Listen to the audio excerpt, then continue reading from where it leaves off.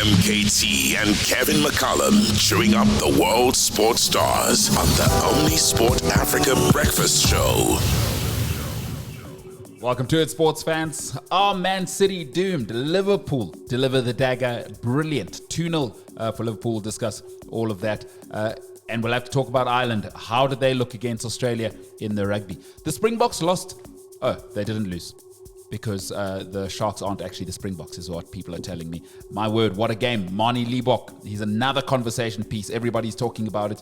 And then we'll review Kevin's 5 bets, which is proudly brought to you by Betway. I feel like I say this every weekend. Yeah. Right? What a weekend to be a sports fan. But now, not only is the Premier League back, not only is La Liga back, not only is the NFL back, not only is the NBA back, so you have no excuses. The F1 still, by the way, still cooking. But now the URC is back, which is even more rugby than you could handle. We had international rugby and URC. Basically, all the Springboks were back for the Sharks and nearly choked it against the Stormers. And you haven't even mentioned the cricket. we got cricket, we got football, and everything's happening. Everything's kicking off. The rugby was outstanding this weekend. I thought both games, international and the Sharks Stormers game, was outstanding. The football was even better. And the cricket has been extraordinary for South Africa. Now, let's not forget, you were the judge of a Poiki competition on the weekend. I mean, we've spoken about all those bums playing in the Premier League, but let's talk about elite performance here. Quick aside, Poiki competition, how did that go? How much Poiki did you eat? I ate far too much. I woke up yesterday morning and had to go to I rode to the gym, rode on the watt bike for an hour, and then just sat in the sauna and just sweated out about 10 kilograms of lamb and all that stuff. But it was good. It was actually won, strange enough, by a bunch of Poms. Oh, bloody hell. I know. And they cooked lamb. Everyone cooked lamb, man. The fat content in lamb will kill you. Yeah, it's a gout central. It's acidic central. Stay away from the lamb. I mean, listen, a good lamb shank, you can't. But every now and then, it's got to be a delicacy. All right, Kev, good for you. Nice to see you didn't get beat up by the people that lost, because I know last year there was some controversy in Kev's Poiki competition. All right, good to have Kev McCullum here. Good to have everybody else here. Let's get into the good stuff. The rugby. I want to start off in the Northern Hemisphere, because I thought something that's quite big that's on the horizon internationally next year is the British and Irish Lions tour. I thought this game would be a good indicator for Australia in terms of how they should be feeling about themselves regarding next year. 22-19, Ireland beat Australia at the AVIVA Stadium. Van der Fleer, Doris and McCarthy with the tries for Ireland. Prendergast and with a conversion and a penalty, and then Crowley with one penalty to seal the deal there. Jorgensen with Australia's only try. But I think for me, when I was watching through the lens of like, okay, look, Rugby Championship, obviously, next year. But the big focus for Joe Schmidt has to be getting the mental ascendancy. And I think by mistake or just by luck, is that they've set this fixture up as almost a prelude to that. Because I think you and I know, I don't know if you'd agree, Kev, at least between 8 and 10 of these Irish guys will start for Farrell. Yeah. He is the British and Irish Lions coach. I think Australia should be feeling good about themselves. If you put out that performance, 12 games into the Joe Schmidt reign, you'll be much better by next year, and you weren't that far off Ireland. And they led for most of that game, yeah, which was really good. Almost as soon as the game finished, both Joe Schmidt and Andy Farrell were really talking about the British Lions series. And Andrew Callaway, the winger, has been talking about, said we're counting down the days, 8 months to go. Looking forward to, both of them said this is going to be a cracker of a series. If they're playing this well against each other now, it's going to be something special to watch. And also, I see that Andy Farrell's not stepping away as head coach. He's taken a sabbatical from Ireland until the British Lions series. He's letting, during the Six Nations, they'll have a different coach, and he's just going to focus purely on the British and Irish Lions. And I think it's smart for him to do that, because what he has to do now is make brutal decisions. The one where we saw that cost a coach being too close to his players was when that old English brigade got taken. So Clive took way too many aged, long in the tooth dogs with him in 2005. Yeah. He took far too many of those guys, because in his mind, it's still 2003. They were just on the other side of it. He had to move on, and he picked far too many Englishmen. I love this from Farrell. Great self-awareness. Pull yourself away emotionally, because now he needs to look at the whole landscape. And I think we know now, it's a full-time job. And data analysis, he's going to have all sorts of things. He's probably going to have to travel with the team, hotels, where do they want to stay, which is the best spas for his team. I mean, these athletes now are fine-tuned machines. He's going to have to create a bubble because they cannot lose to Australia. I mean, in their minds, I think, especially the way they're feeling themselves, right? Yeah. Is the Northern Hemisphere is going, we're getting closer, Ireland are the best team in the world, blah, blah, blah. But do you think he'll be able to disassociate and be able to pick like 6 or 7 instead of like 10? I hope so. But the things about the British and Irish Lions, Andy Farrell's almost an old-fashioned coach. So Clive Woodward managed to take over a team of thousands as his backup staff. I mean, Alistair Campbell, who was Tony Blair's, the British Prime Minister's spokesperson, he had him on as his media liaison, and Alistair Campbell pissed off a lot of the rugby players. They wanted nothing to do with him. And it almost got too much. I think Andy Farrell will strip that back, and he'll pick the best team. I mean, he knows that most of the best team are playing in Ireland. They're playing in green. Cannot wait for that. The British and Irish Lions, I'm happy to turn the screw for Northern Hemisphere rugby and tell them to go sit down in the child's corner. But the one team I do absolutely love, I love the ethos, the tradition, and the storytelling of the British and Irish Lions. And also, I like things that unite people. Yeah. And I think the British and Irish Lions unite Britain because it's quite a divided place, whether people want to admit it or not. The Welsh are, they don't enjoy being a part of Britain. The Scots, you saw, they try to vote. they split, right, in terms of leave or stay. The Irish will always do their thing. They've got a dark history with the English, Walter Cromwell and all that. So it's not a divided place to the point where the Republic said, no, we're out, and please mention us separately. We are our own thing. So it's a wonderful moment, I think, for the British Isles to be united and for rugby to view a great spectacle with great history.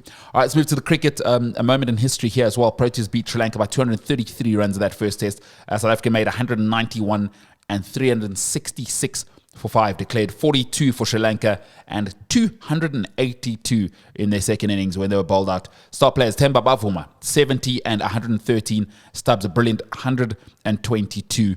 And the man of the match, who was just looked like he was playing with his children in the backyard, 11 for 86 overall. Match figures, Marco Jansen. What a guy. Yeah, Marco Jansen, I think, is going to be a superstar. He seems to have found his confidence again. He lost it last year at the World Cup. He just wasn't bowling very well, and in the final of the last World Cup, he was the most expensive bowler there, and he just found a line and length, and he's found a confidence to go with it. And it's not just the bowling, although they've got a couple of issues for the next test. But they've lost Vian Mulder with a broken finger, and it looks like George Katia is out for the rest of the series, and then also the Pakistan series coming up. And I thought they've called up Mapacha from the Lions, I think it is. Yeah, so he's come up, but they've got a character in that team at the moment. In terms of the players that they've got, the batsmen are looking good. Tristan Stubbs is outstanding, and Themba Bavuma is now taken. He's got that monkey off his back. He's been speaking to AB de Villiers quite a bit, asking him how to bat. Not in terms of technique, but mental standing. Because AB de Villiers would score big runs, and he wants to score big runs, and that's what he's doing. I've been extremely critical of Themba Bavuma. He put on a masterclass in test batting, particularly for me. That second innings, it's fine. The pitch had flattened out. In that first innings, I've got to tell you, nobody was happier than me. Scoring at 3 and over. And I watched something I haven't seen since maybe Justin Langer. Someone leaving on length. Themba was leaving the ball and it was hitting it was in line of the stumps, but the length meant it was going over.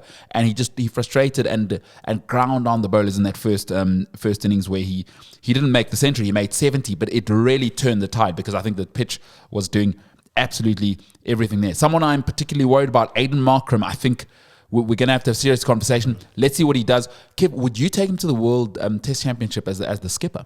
I guess if we make it right, we beat Sri Lanka, we beat Pakistan, we're going to be in the final. Yeah, but Bavuma is the skipper. Well, I mean, would you take Markram as the opener? I would. Give him time. He'll come right. I do think that we just need to give a bit of patience. There's a bunch of characters in this team, as Shukri Conrad has said. He's very happy with the fact that the batting is getting more consistent. And if Markram stays in the team, then maybe he'll take the confidence from the other players as well. 07 88 77 7716. Aiden Markram, big conversations happening on the socials on the weekend. Would love to hear if you're a Protea fan, if you're a cricket fan, no matter where you are in the world, would love to hear your thoughts on him.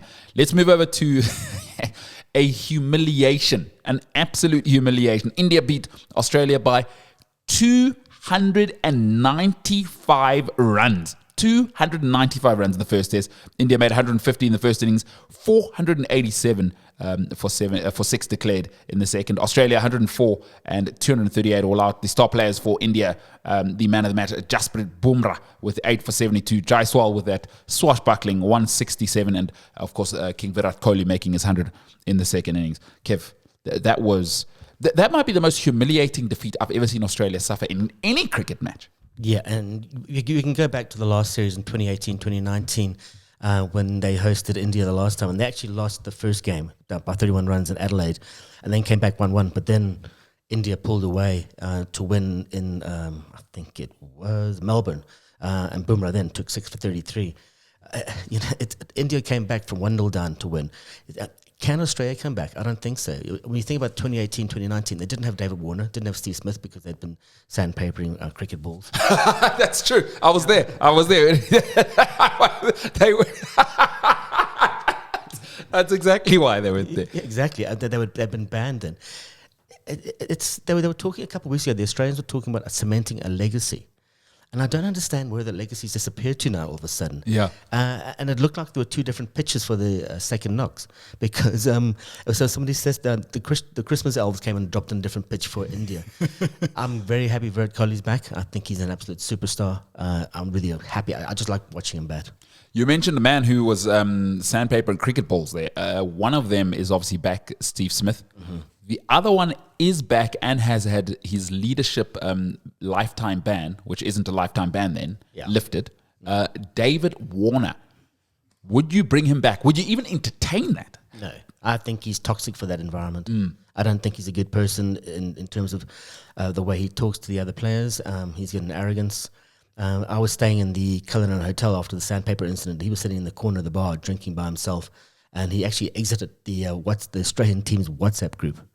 But yeah, he did run and speak to the journalists. A couple of mates of mine from the Australian, Peter Layla, and the guys from the Sydney Morning Herald, and they just wanted nothing to do with him. They don't like him.